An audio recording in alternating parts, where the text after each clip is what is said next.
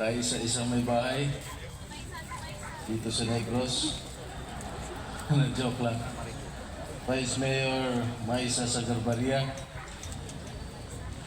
Vice Governor Jake Reyes, Congresswoman Jocelyn Siling Caichong, Governor Lacson ng Negros Occidental, lahat mga punong bayan, Mayor Felipe Antonio Molla ng Dumaguete, of course ang aking mga kasamahan sa Senado na kanina po nandito ngayon at kanina po ay narito at nandito rin po si Senator ang aming Deputy Minority Floor Leader Senator Rizzo Ontiveros at si Senator Lito Lapid.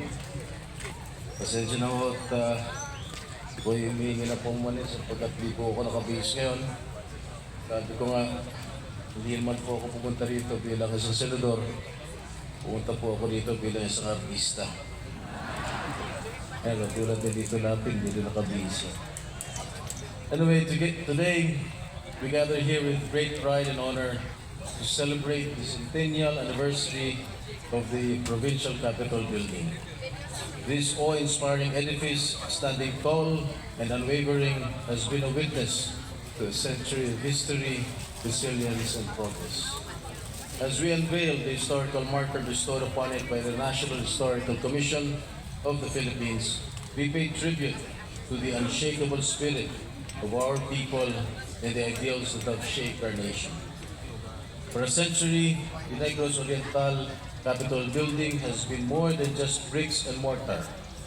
When it was built in 1924, during the American colonization of the Philippines, our forebears envisioned a seat of governance that would symbolize democracy, justice, and unity.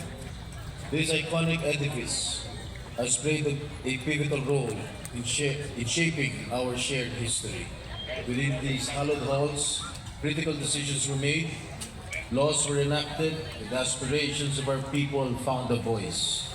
Governors, legislators, and public servants have walked these corridors, guided by an unwavering commitment to serve and uplift the province. Today, as the National Historical Commission of the Philippines installs the historical marker, we recognize the national historical significance of this provincial capital building. Ito ay isang buhay na paalala ng ating kolonyal na nakaraan at sa loob ng isang siglo, ito ay naging saksi sa mga pagbabago, pag-usbong at pag-unlad ng inyong lalawigan. Ang historical marker hindi lamang nagpapahalaga sa nakaraan, kundi nagbibigay inspirasyon para sa mga susunod na henerasyon.